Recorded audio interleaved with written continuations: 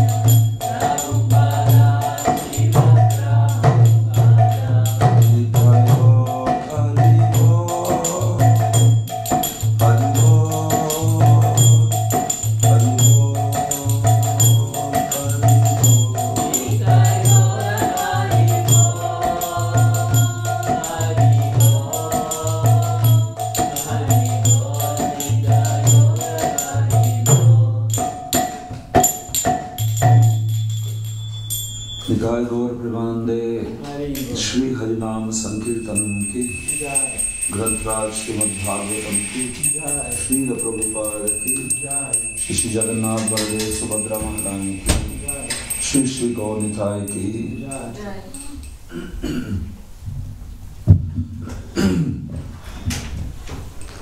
ओम नमो भगवते वासुदेवाय ओम नमो भगवते वासुदेवाय ओम नमो भगवते वासुदेवाय ओम नमो भगवते वासुदेवाय नारायणं नमस्कृत्य नरं चैव नरोत्तमं देवीं सरस्वतीं व्यासं ततो जयमुदीरयेत् नष्टप्रायेषु भद्रेषु नित्यं भागवत सेवया Bhagavati Uttama Shloke Bhaktir Bhavati Naishtike Krishnaya Vasudevaya Devaki Nandanaya Cha Nanda Gopakumaraya Govindaya Namo Namaha. Hare Krishna. Reading from Srimad Bhagavatam, Canto 4, Chapter 29, chapter entitled Talks Between Narada and King Prachina Barhi, and this is text number 5. Please repeat. Buddhim tu pramadam vidyan Mamaha miti yat kritam Yamadhisthaya dehesmin Puman bhungte kshabhir gunan Buddhim tu pramadam vidyan Mamaha miti yat kritam Yamadhisthaya dehesmin Puman bhungte kshabhir gunan Buddhim tu pramadam vidyan Mamaha miti yat kritam Yamadhisthaya dehesmin Puman bhungte kshabhir gunan. Yes. So deep. Your voice is so deep. Yeah, because this is not the real voice. No? Yeah, it's not coming. I have throat problem and it's not still going. Okay. Like this. Buddhim tu pramadam vidyan Buddhim tu pramadam vidyan Mahavam iti yat kritam Maham iti yat kritam Namaham iti yat kritam Yamadhisthaya dehesmin Yamadhisthaya dehesmin Man bhungte kshabhir gunam Buddhim tu pramadam vidyan Buddhim tu pramadam vidyan Mamaham iti yat kritam Mamaham iti yat kritam Yamadhisthaya dehesmin Yamadhisthaya dehesmin Puman bhungte kshabhir gunam. Mataji. Buddhim tu pramadam vidyan Buddhim tu pramadam vidyan Mamaham iti yat kritam Mamaham iti yat kritam Yamadhisthaya dehesmin Yamadhisthaya dehesmin Puman bhungte kshabhir gunam Puman bhungte kshabhir gunam. Buddhim tu pramadam vidyan Buddhim tu pramadam vidyan Mamaham iti yat kritam Mamaham iti yat kritam Yamadhisthaya dehesmin Yamadhisthaya dehesmin Puman bhukte kshabhir gunam Puman bhungte kshabhir gunam. What meaning? Buddhim, intelligence. Tu, then. Pramadam, the young woman. Puranjani, Vidyat, one should know. Mama, my. Aham, I. Iti, thus.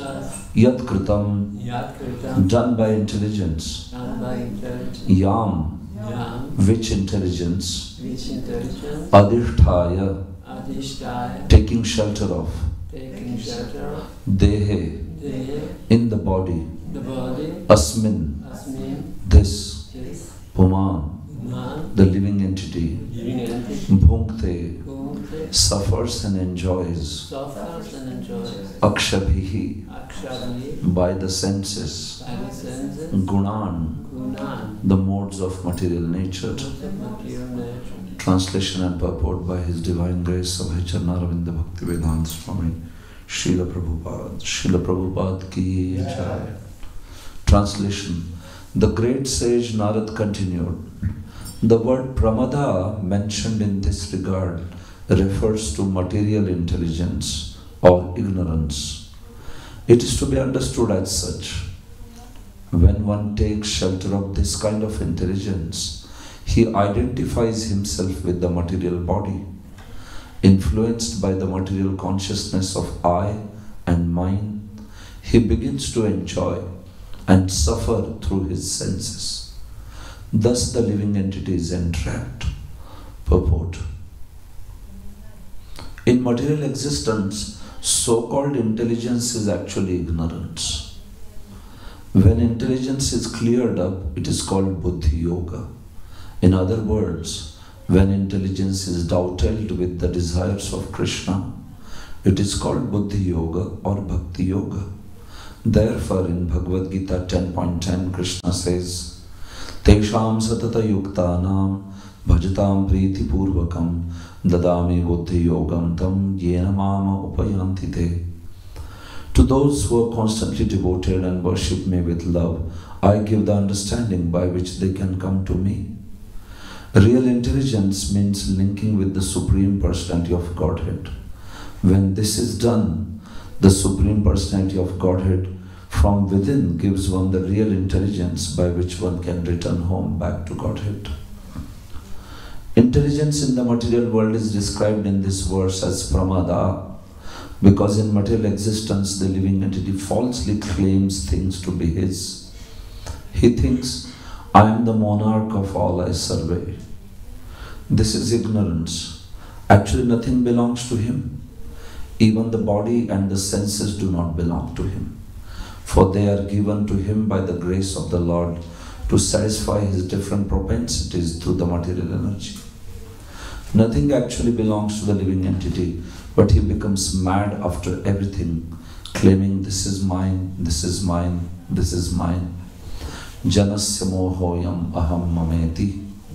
This is called illusion. Nothing belongs to the living entity, but he claims that everything belongs to him.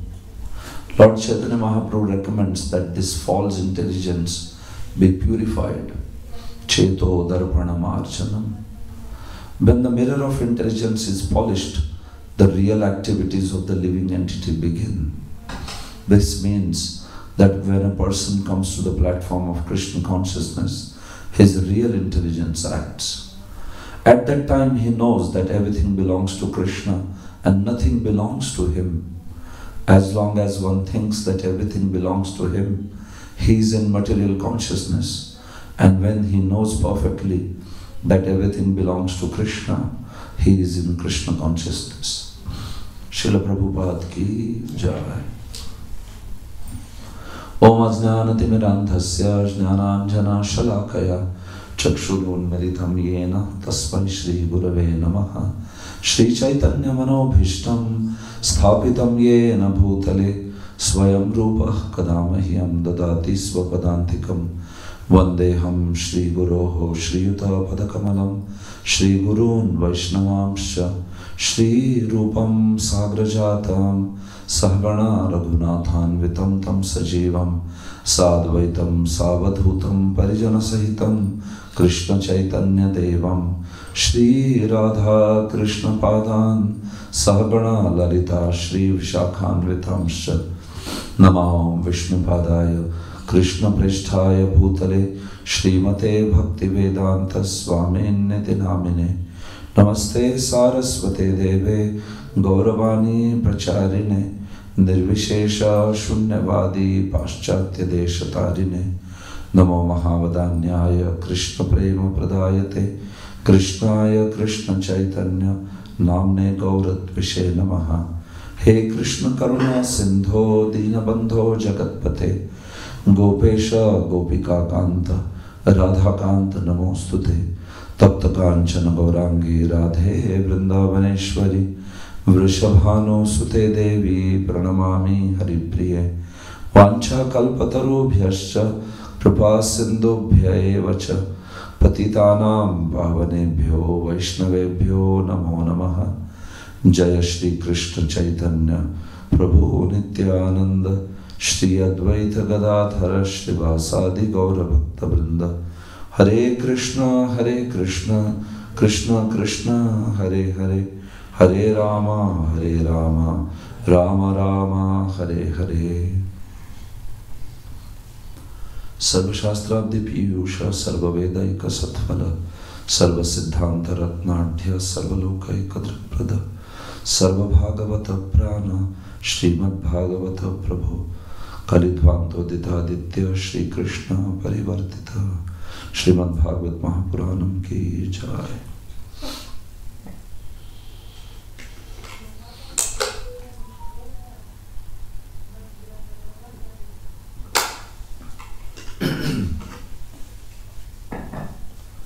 Hare Krishna. So before coming to this place, I had a schedule in which I was speaking 6 hours daily. So that's how I lost my original voice, and it will take a while before it comes back, looks like. So sorry to bother you with the bass, deep bass of the voice. Like that. Yeah. So this is text 5 that we are reading. I seek the blessings of all the devotees and Srila Prabhupada that I can speak something worthwhile. Translation is like this. The great sage Narada continued, the word pramada mentioned in this regard refers to material intelligence or ignorance. It is to be understood as such. When one takes shelter of this kind of intelligence, he identifies himself with the material body. Influenced by the material consciousness of I and mine, he begins to enjoy and suffer through his senses. Thus the living entity is entrapped. So this section we are continuing to read, in which Narad Muni is explaining the Puranjana analogy to Prachin Barhi. First he had explained just the story, and then now he is explaining the story also. Yesterday also we saw, he talked about why does the living entity accept material body? Due to desire to enjoy the material sense objects. So here it is talked about the woman with whom Puranjan was enjoying in that city, right? The city of 9 gates there. So he met this woman which was also surrounded by a 5-hooded snake and 11 main servants. So this woman is being explained. Pramada. Pramada means a beautiful woman. So she is compared to be the intelligence here, and especially material intelligence. The intelligence which is covered by ignorance. So what happens is, in the material world, when the soul combines with this subtle body, material intelligence, then we see the conception of I and mine becomes very prominent. The pure intelligence is to think that I am servant of Krishna, Dasosmi, Krishna Das. But the material identification comes, then one thinks that one is this body, and whatever is pertaining to the body is mine, aham and mama, like that. So that material intelligence is being compared to a woman. Like even in this world we see that attachment to a woman, and by this I mean a materialistic woman, not a devotee woman. When somebody is married to a devotee woman, then it's a wonderful grahastha ashram, it's a wonderful Krishna conscious ashram. But let's talk about the materialistic aspect. So when a man is united with a woman, so the prominence of aham and mama, I and mine, becomes extremely prominent. Rishabdev speaks about it also, right? He talks about Janmaithunadi Grahamedi Sukham Hitucham. So what happens is, with that attachment to a woman, then this whole conception that I am this body and I enjoy my senses and this is all mine, all the expansion of that family life. So one becomes extremely attached to it. So that I and mine conception that develops very much with the strong attachment between man and woman, like that. So similarly here, the soul coming in contact with the material intelligence, that develops this whole conception, false conception of I and mine. I am this body and everything pertaining to this body is mine, like that. So that's why it is being compared to a woman, because attachment to a woman can lead to so much of attachment to all the things.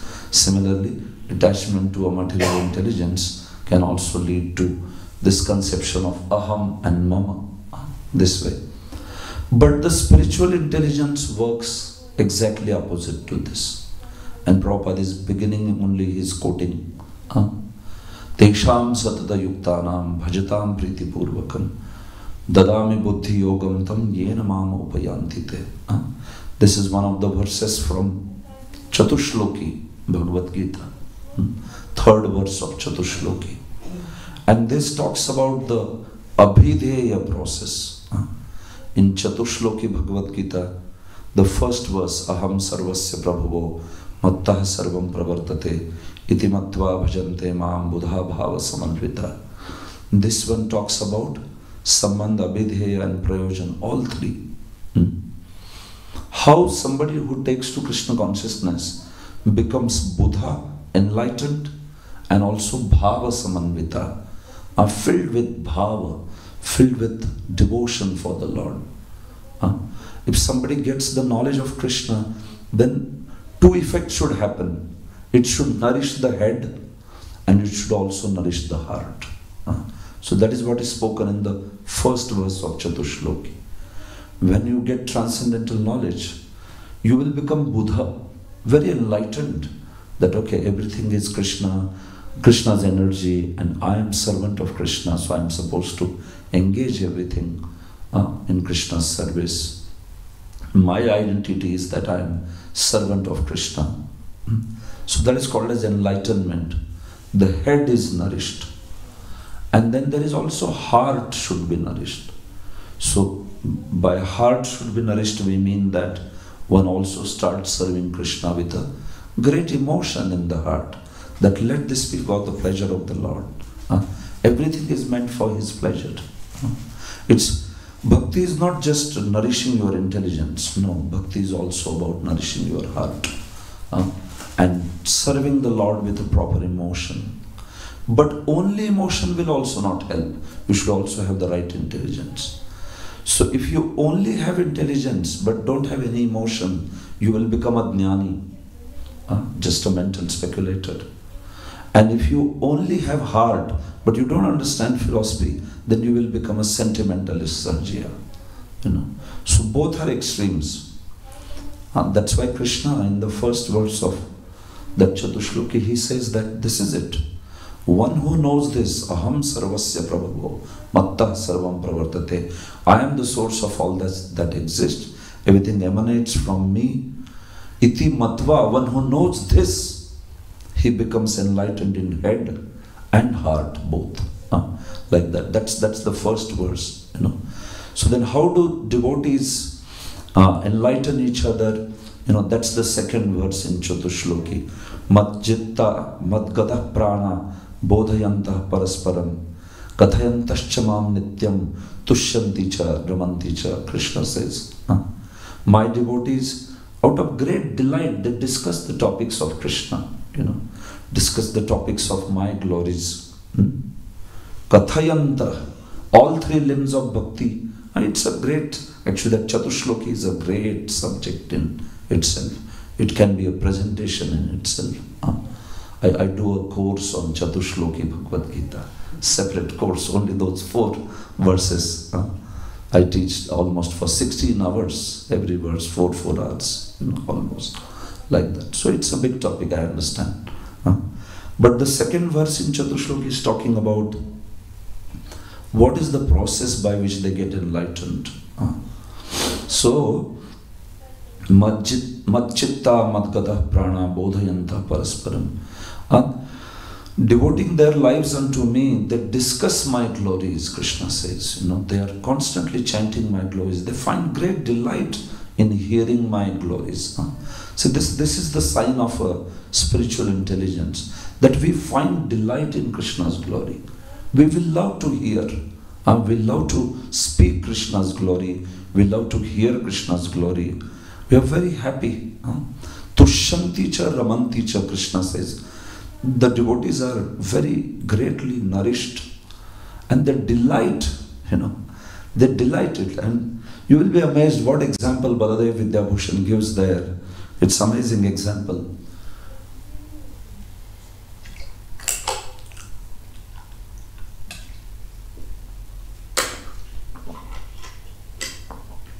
Baladev Vidyabhushan says, how do devotees take delight in glorifying Krishna? Either hearing his glories or speaking his glories. It can mean both Shravanam and Kirtanam. So he says that they take delight in the same way as a young man takes the delight in hearing about a young woman. In the material world we see that, right? So much this attraction for the opposite sex is there. Young men, they want to hear about young women. And young women want to hear about young men. So that intensity of the pleasure is there in that. So with the same intensity, we hear Krishna's topics. The devotee wants to hear. He's like so much attracted to that. And that's the real attraction. It is not some mundane. That's the real attraction. So Srila Rupa Goswami quotes a beautiful verse. Yuvatinam yatha yoni, yuvatam cho yuvato yatha, manobhi ramate tadvad, manome ramatam tvai. He says, just as the minds of young men dwell in the topics of young women, and the minds of young women dwell in the topics of young men, O my Lord, let my mind always be engaged in topics of you. So you can see this is the glory of Acharya. He can see something mundane in the world, and from there he can learn a lesson and he can apply it in bhakti. That intensity of attraction, Krishna, he's saying, Rupa Goswami, may my heart be attracted to you like that. And that's real attraction. That's the pure attraction. It does not have the impurity of material world. So that's the point. How do devotees get enlightened?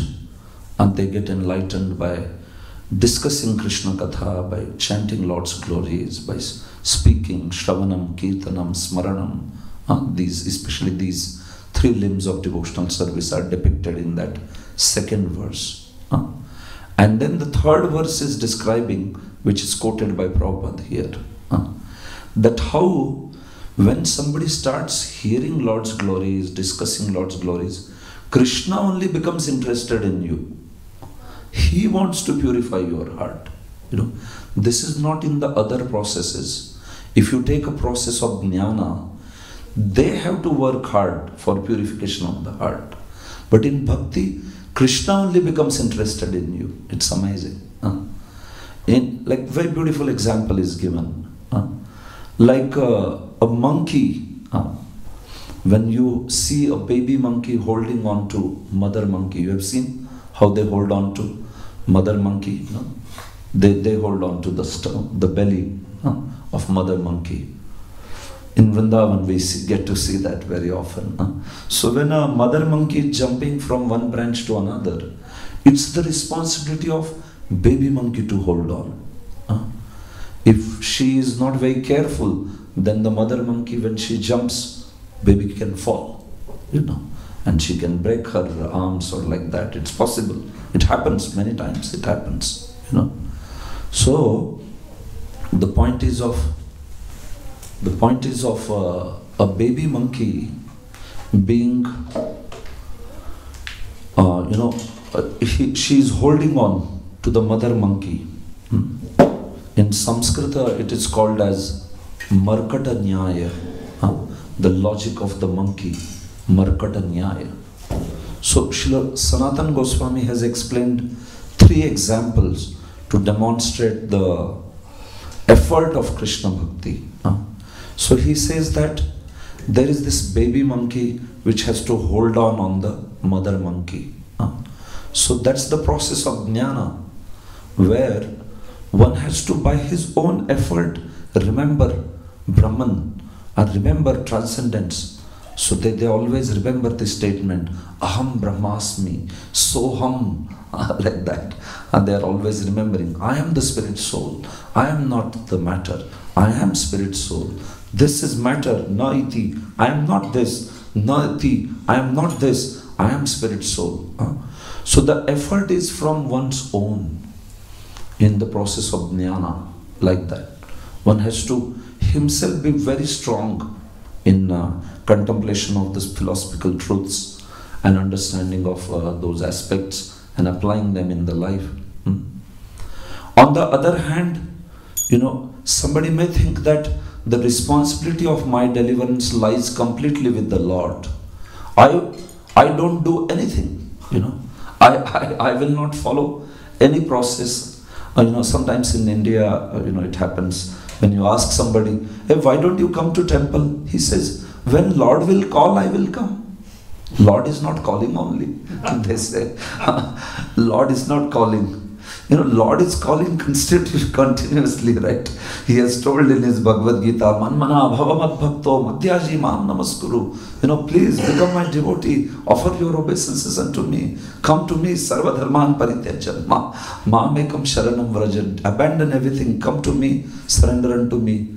And he is saying, when God will call, I will come. So this idea is called as Marjara Nyaya.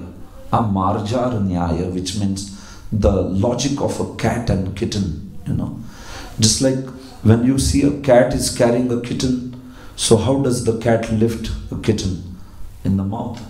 And then cat carries the kitten to some other place. Kitten, does she have to do any sort of effort? Nothing. The mother only carries from one place to another. So, the kitten is only thing kitten has to do is not resist. Like that, that's all. So, this whole idea that only God is responsible for my deliverance. I don't do any sadhana, That idea is Marjara Nyaya. This one. And the Markata Nyaya, which is the logic of the monkey, is opposite, I said. The whole effort is on you. But Sanatana Goswami gives amazing explanation. He says, we Vaishnavas, we don't follow Markata Nyaya or Marjara Nyaya. We follow Kuparajju Nyaya. What is Kuparajju Nyaya? It is well and rope example. Well and rope. If somebody is fallen in the well, a dark well, so somebody is fallen into it. If you want to get that person out, so you put a rope which the person can catch and come out.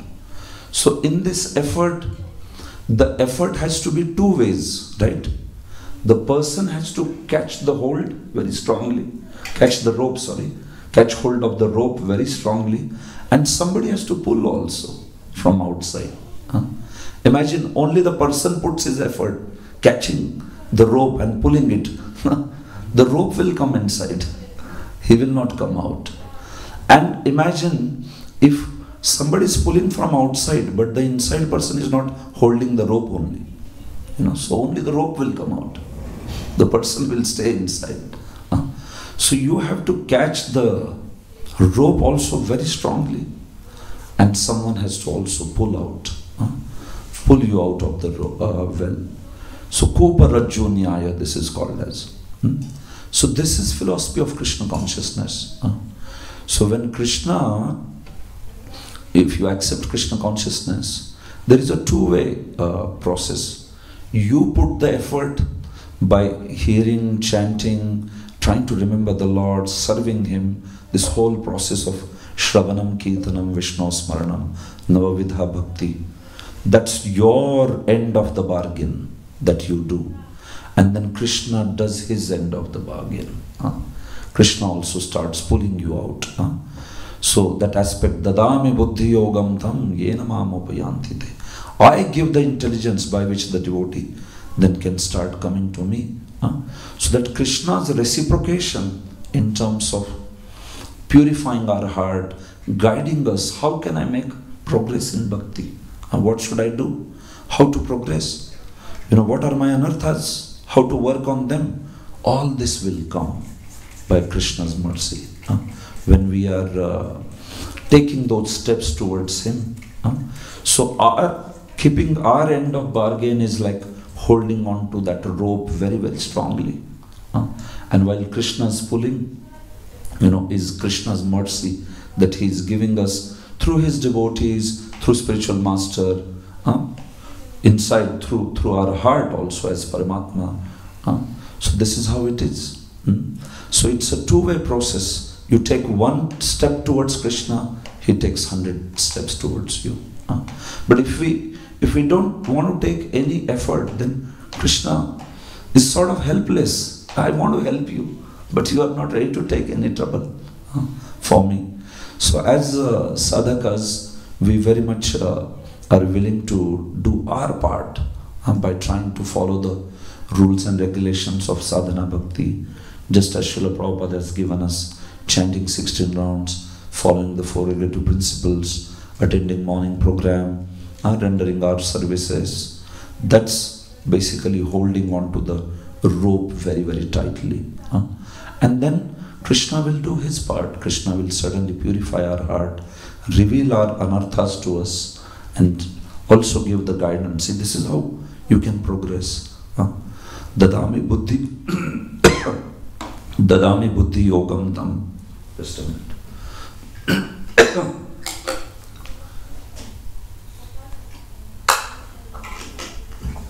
Yeah. Dadami buddhi yogam tam. I give the buddhi yoga. I give the intelligence by which they can come back to me this way. So this is Krishna consciousness. So this is how Krishna enlightens a devotee from within his heart, this way. So we are not followers of Marjara Nyaya or Markata Nyaya, but we follow this Kuparajju Nyaya, right? Even Damodar Leela depicts this. Those 2 fingers, too short.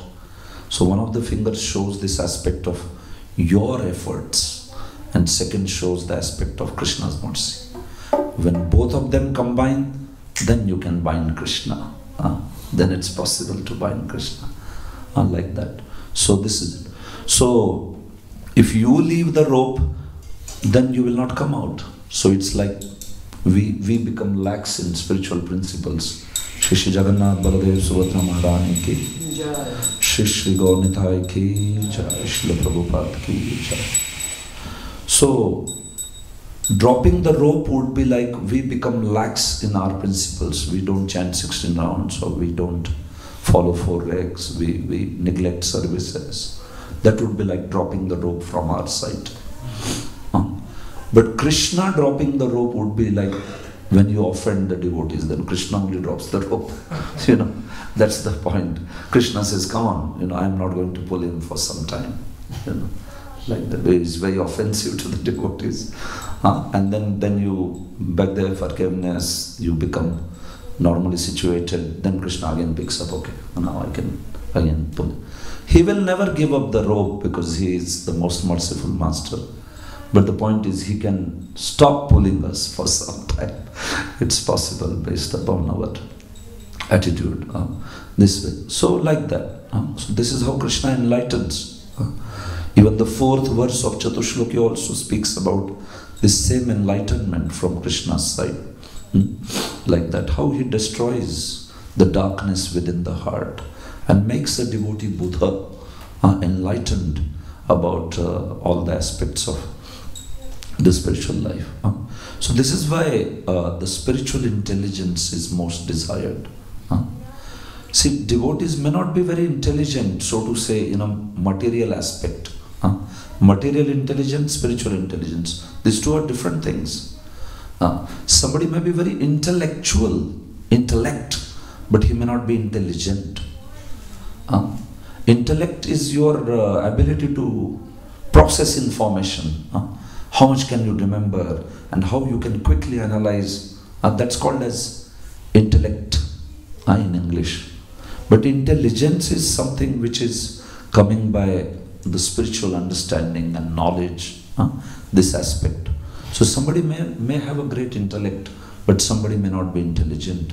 But the devotees, they may not have great intellect, but they are very intelligent, because they understand the difference between matter and spirit and everything.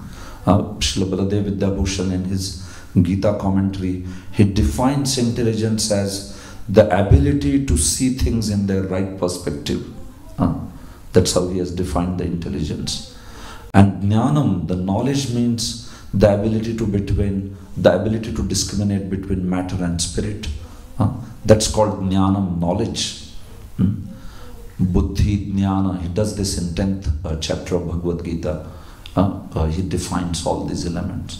So he says that the ability to see things in proper perspective, that's buddhi. And that's how devotees, even though they may or may not be intellectual, but they understand. See, this is Maya, this is Krishna, this is good for me, this is not good for me.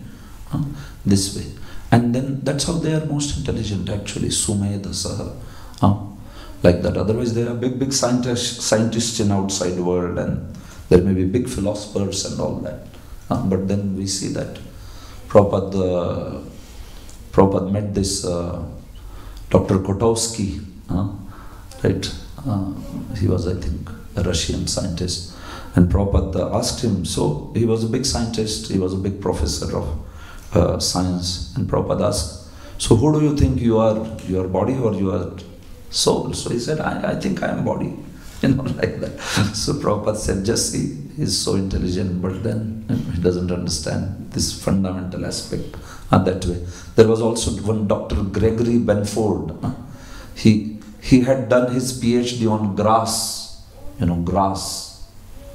He had done his PhD. This conversation is in Prabhupada's Science of Self-Realization. Grass is that grows, weeds or grass. Okay. Yeah, the grass, what you call in German grass? Yeah, grass. So he had done a PhD on grass. So Prabhupada said, Prabhupada was so direct sometimes. Prabhupada said, see, whether you have done PhD or not, grass grows anyway. How does it matter like that? Grass is growing anyway. But Swamiji, now we understand how it grows, like that. So Prabhupada said, but it's growing anyway. So what is the use of that knowledge? No, Swamiji, we understand what are various kinds of grass, how does it grow, this, that, like that. But Prabhupada said, my point is, you study all these things and you are wasting so much time. But Benford said, but Prabhupada, is the grass not created by God? Grass is created by God only, so I am studying that grass. Prabhupada said, problem is, you study the grass which is created by God and forget God. That's the problem. And then Benford was, oh, okay, yes. He said, all right, I agree with that. So that was Prabhupada. He was very good at argument and logic. Prabhupada was master. So the point is, yes, we do see that somebody may be intellectual in the material world, but they may not be intelligent because they lack the spiritual wisdom. They don't understand the spiritual subject matter. So in this sense, so we as devotees, we want to be intelligent. We may not be intellectual. If you are, very nice, use it in Krishna's service. Our acharyas, like Prabhupada, he was such an astounding scholar of Shastra. And Bhaktisiddhanta Saraswati, he used more words in English vocabulary than Shakespeare. Bhaktisiddhanta. He has used more varied words than even Shakespeare. And this is a documented report on that. His English was so profound. And not only in terms of the bombastic words, vocabulary, but also he knew how every word in English language could apply to Krishna consciousness. He was very good at that. And he just understood perfectly how this word applies, like that. So many British professors would come to meet him. They would be like thoroughly impressed by him. They said that this man is so intelligent. And then go back to Bhakti Vinod Thakur. He was extraordinary, although being a grahastha, having 10 children, but he was so prolific in everything. His preaching, his writing, his his discourses, just inconceivable. How could he accomplish so much actually?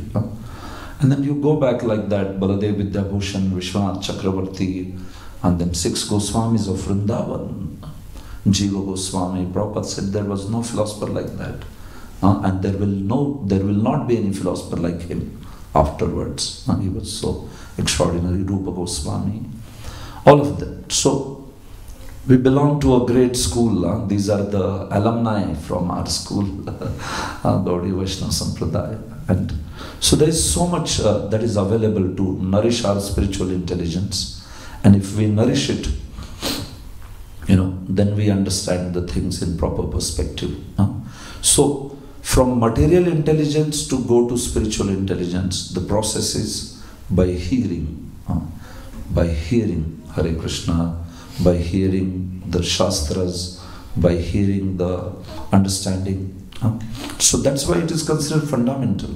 Prabhupada so much stresses this, hearing, because it all begins there. If you hear, then everything will fall in place. If you hear nicely, Jiva Goswami says your kirtanam will also become very nice. And by kirtanam I mean glorifying Krishna, not only necessarily singing. Singing is certainly wonderful kirtan, but also when you speak Krishna Gatha, that is also kirtanam. That's also kirtanam, very much. So those who hear very nicely, they also become very good speakers, because you understand subject very nicely and then you can speak it. And that was noted by Bhaktisiddhanta even for Prabhupada, right? Prabhupada said, Bhaktisiddhanta said to his disciples that, yes, I know Abhay, he likes to hear. He's very fond of hearing, And then, because Prabhupada was very fond of hearing, we also see that how he became such an extraordinary exponent of Krishna consciousness in the modern world. So this is how you begin to nourish your spiritual intelligence, by taking the opportunities for hearing Krishna Katha, studying Shastras very deeply if the opportunity is available, like that. Especially those who are also very scrutinizing readers, they can become very, very good with the preaching aspects also. But even if you are not a very scrutinizing reader, if you hear very nicely, which everyone can do, then also we are able to present Krishna consciousness very, very greatly. So the benefit is there primarily for oneself, that one will be internally nourished, but one will also be able to share Krishna consciousness. So this in the purport, the lady that is spoken here is the material intelligence, but we want to have the spiritual intelligence. This intelligence which is covered by avidya, ignorance, instead we want to have the intelligence which is enlightened by the transcendental knowledge. Vidya, and not only just Vidya, because Vidya is just considered the impersonal knowledge. You go beyond Vidya and it's called Chit Shakti. And Chit Shakti is the positive knowledge of Lord's Nama, Rupa, Guna, Leela. So that's how three vrittis of Maya are spoken: Vidya, Avidya and Chit Shakti. Chit Shakti is much, much higher than even Vidya. Vidya is just the impersonal knowledge, the knowledge of discrimination between matter and spirit. So we want to nourish our intelligence with that knowledge of Srimad Bhagavatam, of Srimad Bhagavad Gita and all that. And so one hand, this process of hearing continues, and on the other hand, Prabhupada also says that this aspect of Cheto Darpanamarjanam, when you chant the holy names, then that will cleanse the mirror of the mind. So, yeah. It's time for questions. Yeah, sure. So I'm just ending, Prabhu, no? Yeah, that's all. So this two-way process, hearing as well as this, then that's how we are able to develop the spiritual intelligence. So thank you very much. We can stop here. Yes, Jai. Are there any questions? Yeah. Yes. Often I hear that Buddha Yoga and Bhakti Yoga as is the same. You also mention it like that, but there must be different because there are two words. Can you explain it? Yeah, there is difference, yes. See, if you have to get the exact difference in terms of Buddhi Yoga and Bhakti Yoga, then you go to the second chapter of Bhagavad Gita. This is verse 39. Eshatri bhita sankhya buddhi yoge tu imam shruno. That's the verse where Krishna first uses the word Buddhi Yoga. So Buddhi Yoga is actually there spoken for Nishkam Karma Yoga. What does that mean? That particular process in which there is first time the understanding that I am not the body but I am spirit soul, that comes in. That process is known as Buddhi Yoga. A process below that is Sakam Karma, in which you are still thinking I am the body. Like these ritualistic sacrifices. You do swaha, swaha, and what do you want? I want heaven, I want sense enjoyment, I want progeny, I want wealth. That is not considered Buddhi Yoga. Because the Buddhi, the real intelligence is not there. So first process for which Krishna refers Buddhi Yoga is the Nishkam Karma Yoga, in which you understand that my real identity is I am spirit soul, not the body. But they still work within the limits of Varnashrama. Like a Brahmana will only work as a Brahmana. A Kshatriya will only work as a Kshatriya. Like that.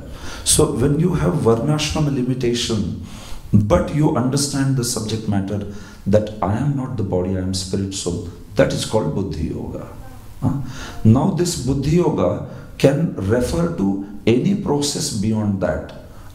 So once you accept a transcendental goal, that Buddhi Yoga can refer to Jnana Yoga also, and that Buddhi Yoga can also refer to Bhakti Yoga. So the highest conception of Buddhi Yoga is Bhakti Yoga. That's the difference between two actually. Like that, this is the difference. Yes, anyone else? I have two questions. First, I didn't catch precisely the difference between process when we can understand that this is matter and this is spirit, Jnana Yoga. But you said that in Bhakti there is a difference. This is Krishna and this is Maya. Yeah, And, very nice. Difference. Very nice. Yeah, good question. See, in the process of Jnana Yoga and Bhakti Yoga, what's the difference? You understand? In process of Jnana Yoga, the meditation is I am not the body but I am spirit soul. While in process of Bhakti Yoga, the meditation is not just that I am not the body, I am spirit soul, but I am servant of Krishna. So, the servant of Krishna identity becomes extremely prominent in Bhakti. And included within this is that I am not the body, I am the spirit soul. But a devotee does not meditate like I am not the body, I am spirit soul. I am not the body, I am spirit soul. No. He meditates and serves in the capacity that I am servant of Krishna, Krishna Dasa. Now that servant of Krishna automatically includes that aspect of I am not the body, I am the spirit soul. But a jnani, they will, an impersonalist, they will only think in terms of I am not the body, I am spirit soul. They will never think themselves as servant of Krishna. So this is the difference between two. A jnani sees this world as something which should be rejected. This is Maya, I stay away from it. But how do we see this world? We don't see it as Maya. We see it as, oh, this is all energy of Krishna. Let me engage it in his service. So that's the difference you see. So both of them are transcendental paths, but there is a big difference between identification of both of them. So Bhakti's identification naturally includes that I am not body, I am spirit, soul, but it is much higher than that. So that's the difference. You see it now? Yeah, thank you. And second question, this verse was about intelligence and how to purify it. And the question is, has spiritual part, our soul, also mind, intelligence, and so on, or it's only aspects of our subtle material body? Yeah, mind, intelligence, and false ego, these are all aspects of our subtle body. See, subtle body has 4 components. It is called antakarana.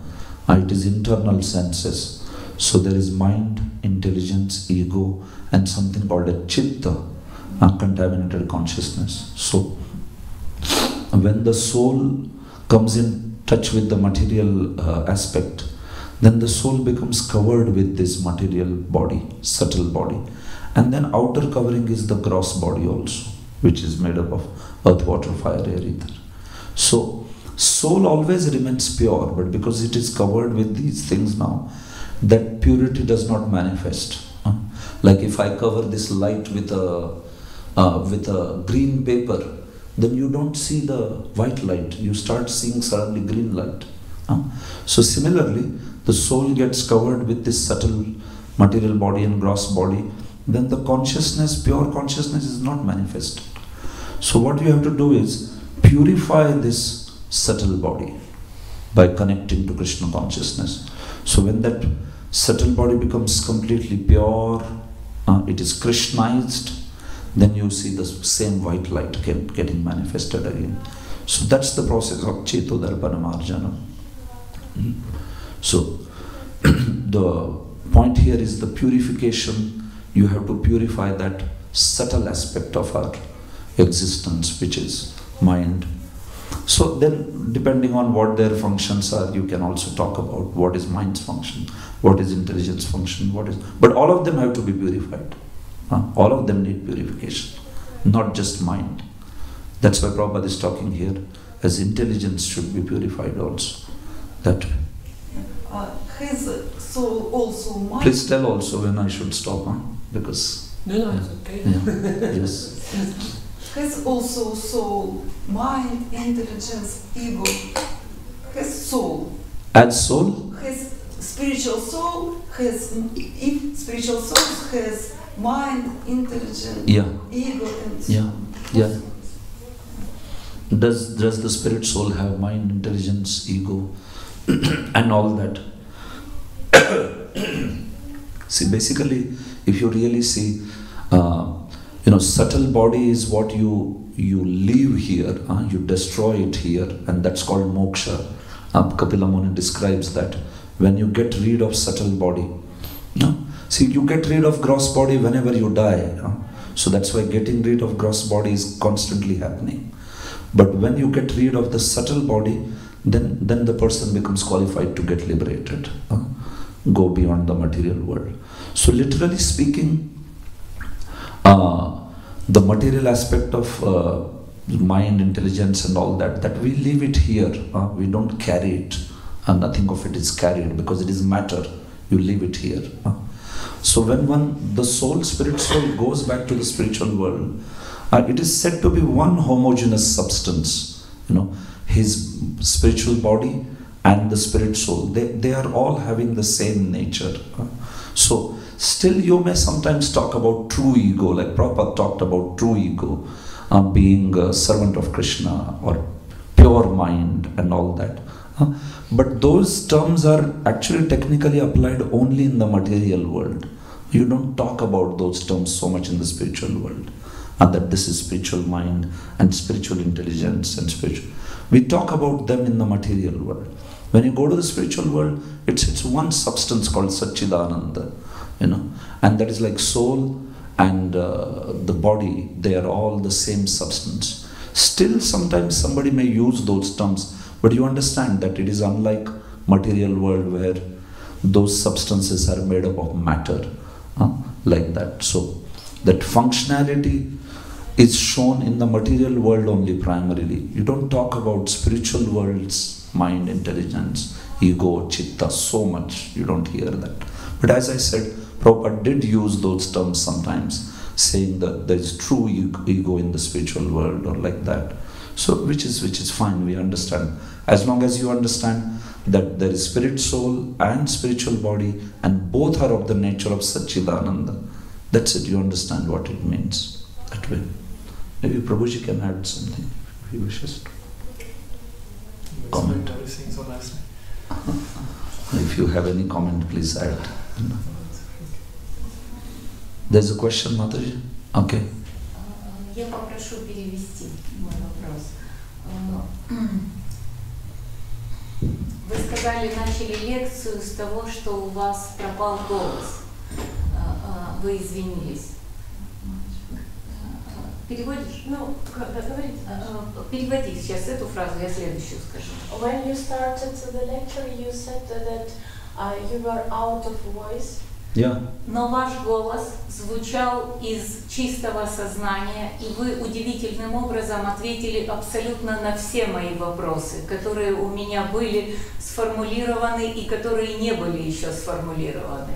But somehow your voice was from the pure consciousness that all questions which she had inside, in her mind, you answered. That's her sincerity. That is her sincerity.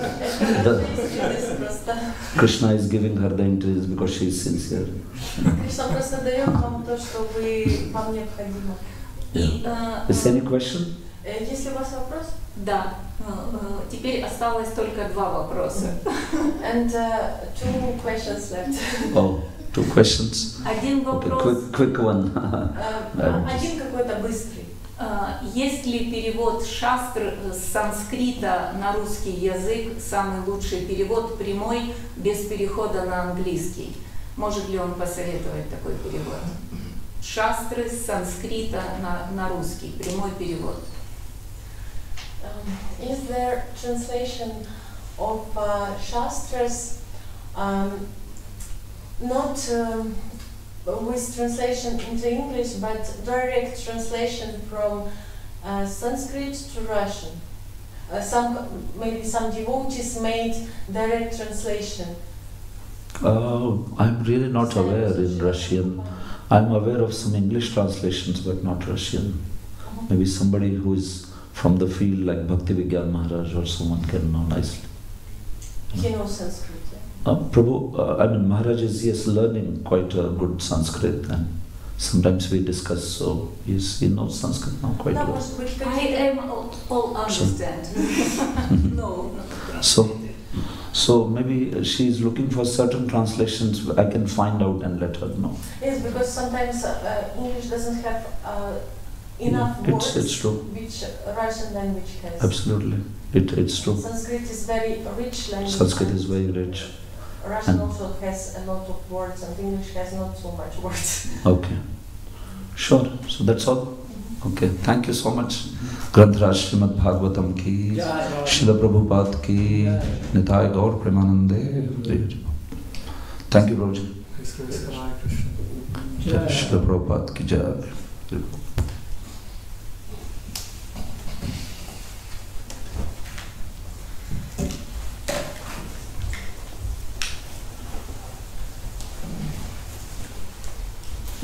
I have a university program today, Zurich University. I'm giving a session. Oh, wonderful. So please, yes, seek your blessings. That's very nice. Speak on Bhagavad Gita introduction. Bhagavad Gita is a classic. It's Important program. Since about 1.5 years it started, of course in the 80s, 90s they did a lot of university. Yeah. But then now we started. Okay. And we had quite nice programs. Keshav March, we had a great program. Last week or 2 weeks ago we had a nice program. The Baba. You know the Baba? No. He's a lecture devotee from the UK. He's a fantastic speaker. So he's like by profession he's a coach and leadership coach, coaches and trains leaders. So he taught. They liked it. They are happy to. I mean, the students are quite impressed that you're providing some different speakers. We have international speakers. They like that. Because of course, because in the temple we have people is traveling, coming. Yes. So then they're surprised. How are they They behaving? get speakers from Africa, speakers from UK, speakers from India. You know, like they're interested. You know, like that. It's, Okay, good. yeah, it's nice. I'm happy to hear it. And the students, they're more like the sort of interaction, or they're okay to hear, listen, like in a traditional manner? Yeah, usually there is some for the presentation, and then afterwards there's questions and answers. Of course, if you in between want to involve them, that's fine, but they also they're used to this. Okay. Sure, good. Thank you. Yes, you must have been also been the speaker there regularly. Actually, not yet. So I was not much. Because we recently started. Somehow it was but the window program is just please invite me to speak. Okay, great. That's awesome.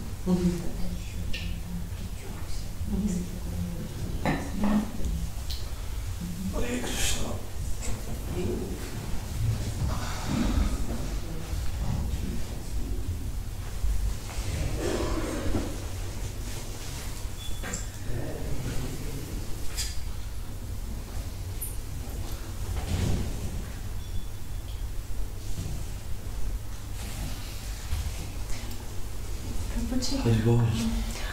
Sorry, you're leaving already, or you have also tomorrow? No, I'm here till Sunday. I I was talking about, I have a university program. Today, But university. I'll come back. So maybe she wanted to talk to you a little bit, maybe tomorrow, but now you are in hurry. Tomorrow will be difficult. In fact, now I'm in hurry certainly, but maybe day after tomorrow is better. Okay. Because tomorrow I have two programs. I go to Langenthal and speak on Prabhupada, and then in the evening I'm also visiting Basel. Okay. Он очень насыщенный эти 2 дня, потом послезавтра в субботу. She said that you are very the best lecturer. I just teach, so I'm a talkative guy. But you can't believe actually, this is not my real voice. It's like more thunderous, So Krishna sort of, reduced my volume automatically because I'm too loud probably. She knows you have attended my sessions. In one of the sessions. You have very beautiful voice. Yes, time to speak. Yes, ma'am. Sure, then Saturday I can answer. She said most important what you are saying. Yeah. I'm a teacher of Shastras, so naturally many of the things maybe like coming very spontaneously because I'm constantly teaching.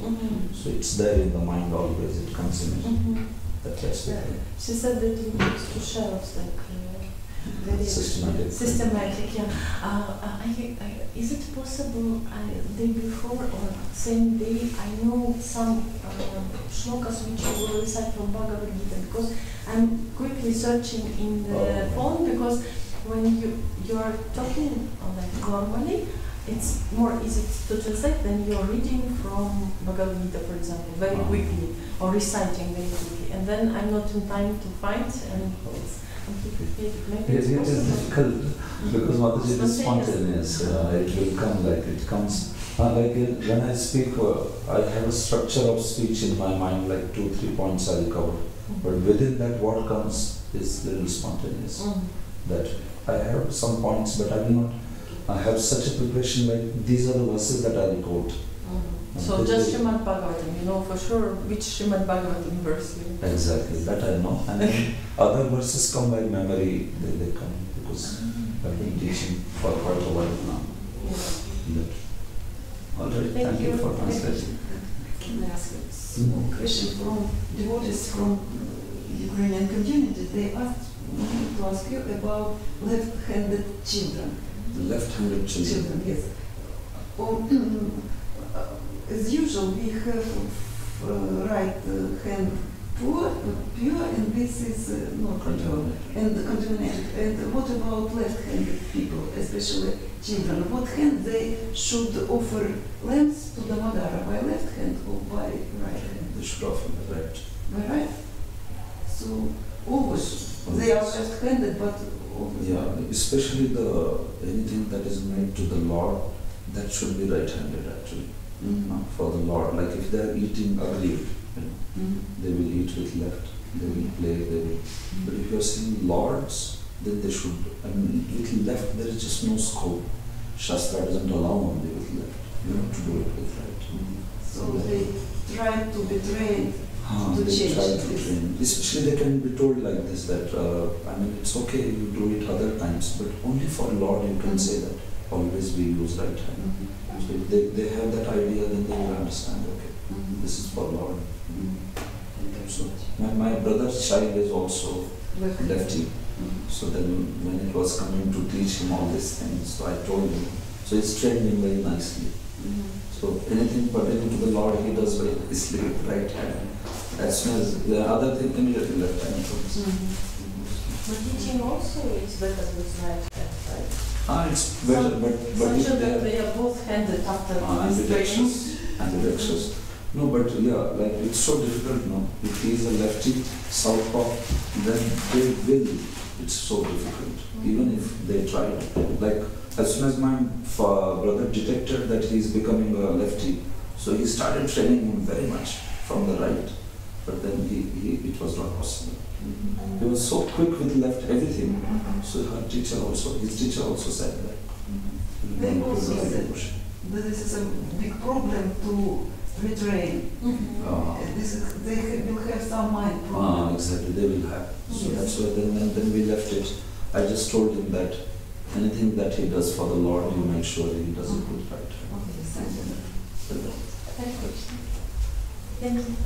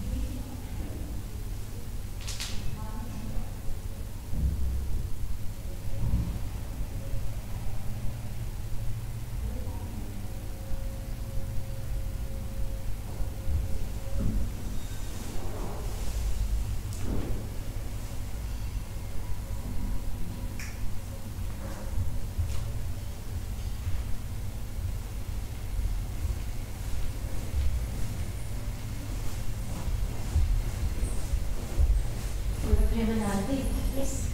Would you please switch off the light for the Bhagavatam speak?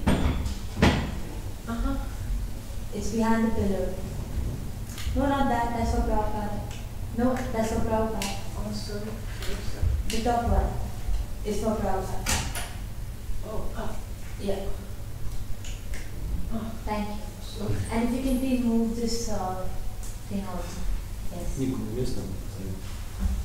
Thank you very much. And we can switch this off. This one off. There. Top, yeah. Thank you.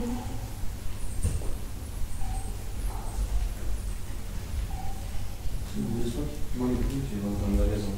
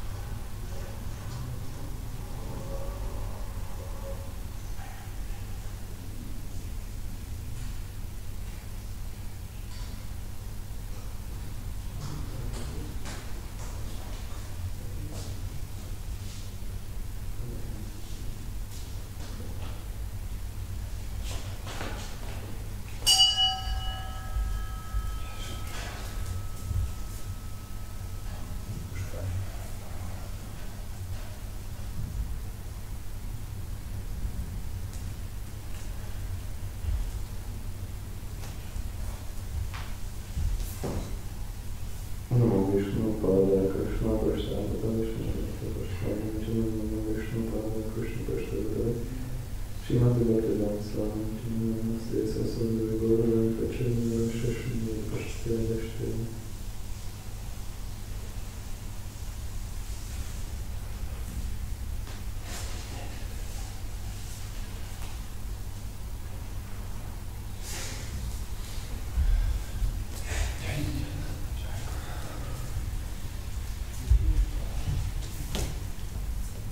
Namo Vishnu Pada Krishna Prasthana Shrimati Bhaktivedanta Swami Namo Vishnu Pada Krishna Prasthana Shrimati Bhaktivedanta Swami Namaste Sasundari Gauranga Kachini Shashmi Prasthana.